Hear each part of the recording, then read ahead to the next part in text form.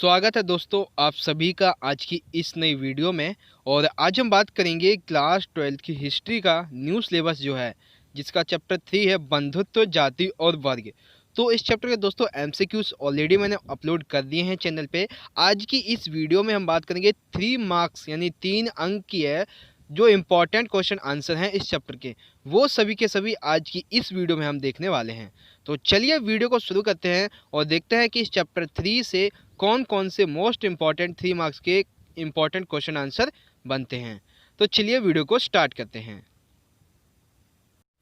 तो दोस्तों देखिए, इस चैप्टर से जो हमारा सबसे पहला 3 मार्क्स का प्रश्न बनता है वो बनता है महाभारत से संबंधित, और 8 मार्क्स का भी बनेगा।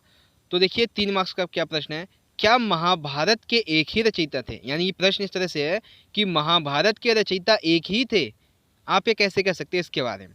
तो देखिए महाभारत एक नहीं अपितु बहुत लेखकों के द्वारा लिखा गया। इसमें समय समय पर अन्य लेखकों ने, अन्य जाति के लोगों ने इसमें अपनी कहानियां जोड़ी हैं। तो सबसे पहले जो लेखक माने गए हैं वो माने गए हैं भाट सारथी। ठीक है, तो देखिए संभवतः मूल कथा के रचयिता भाट सारथी, जिन्हें सूत के नाम से जाना जाता था। यानी मूल कथा जो है भारत की, उसके रचयिता माना गया भाट सारथी को, जिन्हें सूत कहा जाता था। ये जो भाट सारथी थे ये क्षत्रिय योद्धाओं के साथ युद्ध क्षेत्र में जाते थे और उनकी विजय व उपलब्धियों के बारे में कविताएं लिखते थे। यानी ये जो भाट सारथी थे ये क्षत्रिय योद्धाओं के साथ में युद्ध में जाते थे और वहाँ पे देखते थे किस तरह से युद्ध हुआ है, युद्ध शैली के बारे में, सेना कैसे लड़ रही है उसके बारे में, और राजा विजय हुआ या हारा है उसके बारे में, उनकी उपलब्धियों के बारे में कविताएं लिखा करती थी। ठीक है, तीसरा है ये रचनाएं मौखिक रूप से एक पीढ़ी से दूसरी पीढ़ी तक पहुंचती रही। यानी ये जो भाट सारथी के द्वारा जो कविताएं लिखी गई, रचनाएं लिखी गई, ये सभी रचनाएं एक पीढ़ी से दूसरी पीढ़ी तक मौखिक रूप से पहुंचती रही, क्योंकि उस समय जो अभिलेख होते थे, जो पांडुलिपियां होती थी, वो उसमें ज़्यादा नहीं लिखी जाती थी। ठीक है, तो इस तरह से पहले हुए भाट सारथी। दूसरा आते हैं ब्राह्मण। दूसरे आते हैं हमारे ब्राह्मण। इतिहासकारों का अनुमान है, इतिहासकार जो है वे अनुमान लगाते हैं कि लगभग 5वीं शताब्दी ईसा पूर्व से ब्राह्मण ने इस कथा परंपरा पर अपना अधिकार कर लिया और इसे लिखा। यानी कि इतिहासकार ऐसा कहते हैं कि 5वीं शताब्दी ईसा पूर्व ब्राह्मणों ने ये जो महाभारत थी इस पर अपनी कथाओं का अधिकार स्टार्ट कर दिया और इसमें अपनी जो कथा कहानियाँ थी वो जोड़ना शुरू कर दिया। यह वह काल था जब कुरु और पांचाल इनके इर्द गिर्द महाभारत की कथा घूमती रही, मात्र सरदारी से राजतंत्र के रूप में उभर रहे थे। यानी कि ये जो काल था जब ब्राह्मणों ने महाभारत में अपनी कथा कहानियों को जोड़ना शुरू किया, ठीक है, तो ये वो काल था जब कुरु और पांचाल के इर्द गिर्द जो महाभारत की कहानी थी वो घूम रही थी, और जो सरदारी हुआ करते थे उनमें राजतंत्र के रूप में ये जो ब्राह्मण थे वो उभर रहे थे। ठीक है, और जो तीसरा आता है, तीसरे आते हैं ऋषि व्यास। ठीक है, तो साहित्यिक परंपरा में इस बृहत रचना के रचयिता ऋषि व्यास को माना जाता है। यानी साहित्यिक परंपरा के अनुसार जो इतिहासकार हैं वो ऐसा कहते हैं कि महाभारत के जो रचयिता हैं वो ऋषि व्यास माने जाते हैं। ये किसके अनुसार है? साहित्यिक परंपरा के अनुसार। ठीक है, तो महाभारत के रचयिता एक नहीं अपितु अनेक हैं। उस प्रश्न का आंसर आप इस तरह से लिखेंगे, पहले हैं भाट सारथी, दूसरे ब्राह्मण और तीसरे हैं ऋषि व्यास। ठीक है, तो I hope question number first आपको समझ में आ गया होगा। अब बात करते हैं अगले प्रश्न की। अगला प्रश्न है जो वर्ण व्यवस्था है उससे संबंधित। देखिए, समाज में वर्ण व्यवस्था का वर्णन कीजिए। यानी समाज में जो वर्ण व्यवस्था है उसके बारे में आपको बताना है। इसी को अलग से पूछा जा सकता है कि वर्ण व्यवस्था में उचित जीविका चलाने के क्या स्रोत थे। ठीक है, तो देखिए इसका आंसर किस तरह से लिखेंगे। धर्म सूत्रों और धर्म शास्त्रों के अनुसार 4 वर्णों के लिए आदर्श जीविका के नियम बने हुए थे। यानी कि यहाँ पे हम वर्णों के बारे में बात करेंगे और जो वर्ण थे वो अपनी जीविका कैसे चलाते थे उसके बारे में बात करेंगे। ठीक है, तो सबसे पहला वर्ण आता है ब्राह्मण। ठीक है, ब्राह्मणों को जो काम होता था वो होता था अध्ययन करना। ठीक है, वेदों की शिक्षा पाना, देना, यज्ञ करना, यज्ञ करवाना, दान लेना और दान देना। ठीक है, और जो क्षत्रिय हुआ करते थे इनका काम होता था युद्ध करना, लोगों को सुरक्षा प्रदान करना, न्याय करना, वेदों को पढ़ना, यज्ञ करवाना और दान देना। और जो वैश्य होते थे, वैश्यों का काम होता था कृषि करना, पशुपालन, व्यापार करना, वेद पढ़ना, यज्ञ करवाना और दान देना। वहीं जो शूद्र हैं इनका काम होता था उपरोक्त जो तीनों वर्ण हैं उनकी सेवा करना। ठीक है, तो ब्राह्मण क्या कार्य करते थे? अध्ययन करते थे, वेदों की शिक्षा को लोगों को प्रदान करते थे, यज्ञ करते थे और यज्ञ करवाते थे, दान लेते थे, ठीक है, और दान भी देते थे, ठीक है। फिर क्षत्रिय क्या करते थे? ये युद्ध करते थे, लोगों को सुरक्षा प्रदान करते थे, न्याय करते थे, वेद पढ़ते थे, यज्ञ करवाते थे और दान देते थे। और जो वैश्य होते थे, ये कृषि, पशुपालन, व्यापार, वेद पढ़ना, यज्ञ करवाना और दान देते थे। और शूद्रों का काम होता था उपरोक्त जो तीनों वर्ण हैं इनकी सेवा करना, ठीक है। फिर इसी जाति व्यवस्था से संबंधित जो वर्ण व्यवस्था है उससे संबंधित ब्राह्मण क्या कहते हैं? देखिए, ब्राह्मण वर्ण व्यवस्था की उत्पत्ति को दैवीय व्यवस्था मानते हैं। यानी ब्राह्मण जो हैं वो ये कहते हैं जो ये वर्ण व्यवस्था समाज में फैली हुई है, ये भगवान के द्वारा व्यवस्था बनाई गई है। ब्राह्मण शासकों को यह उपदेश देते थे कि शासक इस व्यवस्था के नियमों का पालन राज्यों में करवाए, ठीक है। ब्राह्मणों ने लोगों को यह विश्वास दिलाने का प्रयास किया कि उनकी प्रतिष्ठा जन्म पर आधारित है, कर्म पर नहीं। ब्राह्मण जो थे वो राजा को और जो प्रजा होती थी उनको ये विश्वास दिलाते थे कि उनकी जो प्रतिष्ठा है, सामाजिक प्रतिष्ठा है, वो उनके जन्म पर आधारित है, ना कि कर्म के आधार पर। जहाँ पे जन्म लेगा, चारों वर्ण जो है ब्राह्मण, क्षत्रिय, वैश्य और शूद्र, उसी के आधार पर उसकी प्रतिष्ठा जो है समाज में देखी जाएगी, ठीक है। तो ब्राह्मण जो है वो वर्ण व्यवस्था की विशेषताएं जो वो इस तरह से बताते हैं। तो ये था क्वेश्चन नंबर सेकेंड, समाज में वर्ण व्यवस्था का वर्णन कीजिए, या फिर वर्ण व्यवस्था में उचित जीविका चलाने के क्या स्रोत थे। आई होप आपको समझ में आया होगा।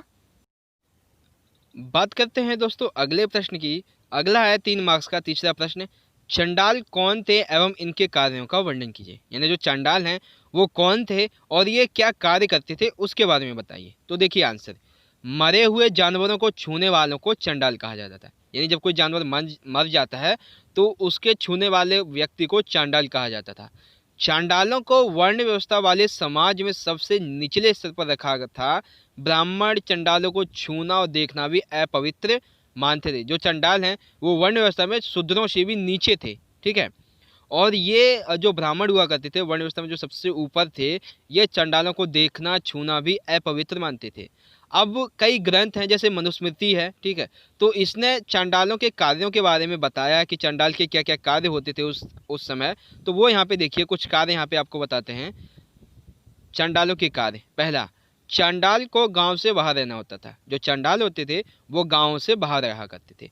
ये लोग फेंके हुए बर्तनों का इस्तेमाल करते थे। जो किसी व्यक्ति के यूजलेस जो बर्तन होते थे, ठीक है, ये उनका इस्तेमाल करते थे।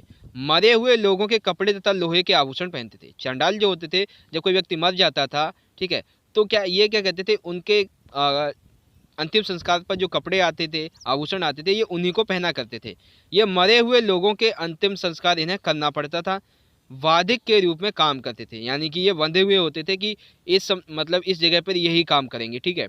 रात में गांव और नगर में चलने की अनुमति नहीं थी।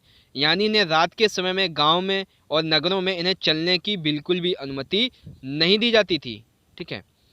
अस्पृश्य लोगों को सड़क पर चलते हुए करताल बजाना पड़ता था। यानी कि ये जो चंडाल होते थे, जब ये सड़कों पर चलते थे तो इन्हें करताल बजाकर चलना पड़ता था, जिससे यह अन्य लोगों को ना देखने के दोष से बच जाए। यानी कि ये अगर ये ऐसे नहीं जाएंगे तो लोगों को पता नहीं चलेगा, अगर ऐसे जाएंगे तो पता चल जाएगा और वो इन चंडालों को देखने के दोष से बच जाएंगे।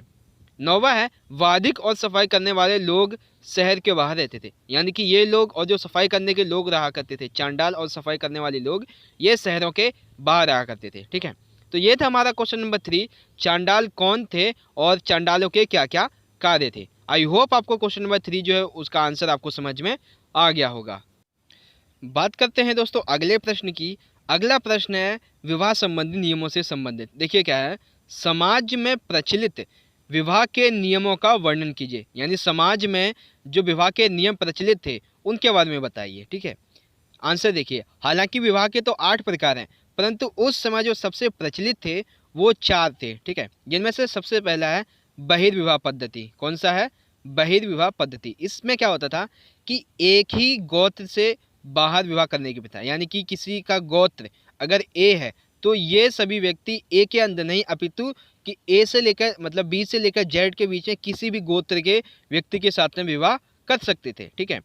वहीं जो अंतः विवाह है, इसमें क्या होता है, एक गोत्र के यानी कि एक ही गोत्र के या एक ही कुल के, एक ही जाति के या फिर एक ही स्थान में बसने वाले लोग आपस में विवाह कर लिया करते थे। ये होता है अंतः विवाह, ठीक है। और फिर आता है बहुपति प्रथा, यानी कि एक से अधिक पति होना। किसी पत्नी के एक से अधिक पति हुआ करते थे। वहीं बहुपत्नी प्रथा में एकदम बहुपत्नी जो प्रथा है वो भी ऐसी थी, एक व्यक्ति की जो थी अधिक पत्नियां होती थी, यानी एक व्यक्ति जो है उसकी एक से अधिक पत्नियां हुआ करती थी, ठीक है। यानी विवाह के कौन कौन से प्रकार हुए? सबसे पहला बहिर्विवाह, गोत्र से बाहर विवाह करने की प्रथा होती थी। अंतर्विवाह, यानी एक गोत्र, एक कुल, एक जाति या एक ही स्थान में बसने वाले लोग आपस में विवाह कर लिया करते थे। फिर आई बहुपति प्रथा, यानी कि एक स्त्री के एक से अधिक पति हुआ करते थे। और बहुपत्नी यानी एक से अधिक पत्नियां हुआ करती थी, ठीक है। अब समाज में जो विवाह के नियम फैले थे, इनमें एक पॉइंट और याद आपको रखना है कि पुत्री हुआ करती थी, पिता के संसाधनों पर उसका अधिकार नहीं होता था। यानी जो पुत्री है उसको पिता की संपत्ति पर, पिता के और भी अन्य संसाधनों पर उसका कोई अधिकार नहीं होना था। कन्यादान, अर्थात विवाह के समय कन्या को भेंट देना पिता का महत्वपूर्ण कर्तव्य माना जाता था। इसका एक एमसीक्यू क्वेश्चन बन सकता है कि पुत्री के संबंध में पिता का सबसे महत्वपूर्ण कर्तव्य क्या माना जाता है, तो वो होता है कन्यादान। कन्यादान अर्थात विवाह के समय कन्या को भेंट देना, दूसरे व्यक्ति को सौंप देना कि भाई आज से आप ये शादी कर रहे हो तो हमारी जो बेटी है वो आपसे आज से आपकी होती, तो ये होता है कन्यादान। तो ये महत्वपूर्ण कार्य माना जाता था, ठीक है। तो समाज में विवाह के ये प्रचलित नियम थे और ये कुछ 2 पॉइंट थे। आई होप क्वेश्चन नंबर 4 आपको समझ में आ गया होगा। तो दोस्तों इस तरह से हमारी आज की ये वीडियो खत्म होती है, जहाँ पे मैंने आपको आपका जो चैप्टर 3 है बंधुत्व, जाति और वर्ग, इसके 3 इंपॉर्टेंट क्वेश्चन जो मार्क्स होते हैं उसके इंपॉर्टेंट क्वेश्चन आपको बताए हैं। आई होप दोस्तों कि आज की ये वीडियो आपको पसंद आई होगी। वीडियो अगर अच्छी लगे तो लाइक करना, इस वीडियो को ज़्यादा से ज़्यादा अपने दोस्तों के साथ जरूर शेयर कर दीजिएगा। चलिए दोस्तों, हम मिलेंगे अगली वीडियो में इसी चैप्टर के 8 मार्क्स के इंपॉर्टेंट क्वेश्चन आंसर की वीडियो के साथ में। तब तक के लिए आप पढ़ते रहिए और अपना ख्याल रखिए। धन्यवाद। जय हिंद, वंदे मातरम।